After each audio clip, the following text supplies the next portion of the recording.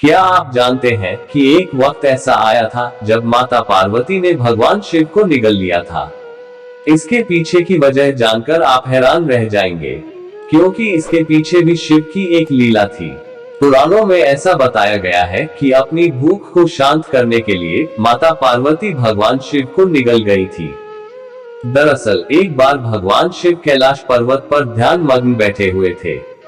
ध्यान में लीन माता पार्वती भगवान शिव को जगाने की कोशिश करती है, क्योंकि वह उनसे पहले आहार ग्रहण नहीं कर सकती थी। यही वजह है कि माता पार्वती भगवान शिव को जगाने की कोशिश करती है, लेकिन ध्यान में लीन भोलेनाथ ध्यान में ही रहते हैं। धीरे धीरे माता पार्वती की भूख बढ़ती जाती है। माता की भूख इतनी तीव्र हो जाती है कि वो भगवान शिव को श्वास खींचकर निगल लेती है। लेकिन आप सभी जानते हैं कि भगवान भोलेनाथ के कंठ में विष है। इसी विष को झेलना किसी के बस की बात नहीं है। यही वजह है कि जैसे ही माता पार्वती भोलेनाथ को निगलती हैं, तो उनके शरीर से धुआं निकलने लगता है। उनका स्वरूप श्रृंगार रहित एक विधवा के जैसा हो जाता है। इसके बाद माया के जरिए भगवान भोलेनाथ मां पार्वती के शरीर से बाहर आते हैं। भगवान कहते हैं, तुमने जब मुझे खाया तब विधवा हो गई, अतः अब तुम इस वेश में ही पूजी जाओगी।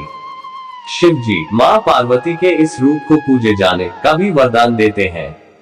यही वजह है कि मां पार्वती के इस रूप को धूमावती के नाम से पूजा जाता है।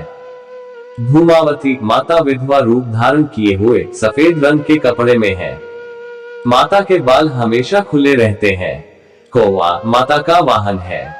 माता का स्वरूप उग्र है, लेकिन अपनी संतान के लिए वह कल्याणकारी ही है। मां धूमावती के दर्शन से अभीष्ट फल की प्राप्ति होती है। देवी नक्षत्र ज्येष्ठा नक्षत्र है, इस कारण इन्हें ज्येष्ठा भी कहा जाता है। ऋषि दुर्वासा, भृगु, परशुराम आदि की मूल शक्ति धूमावती है।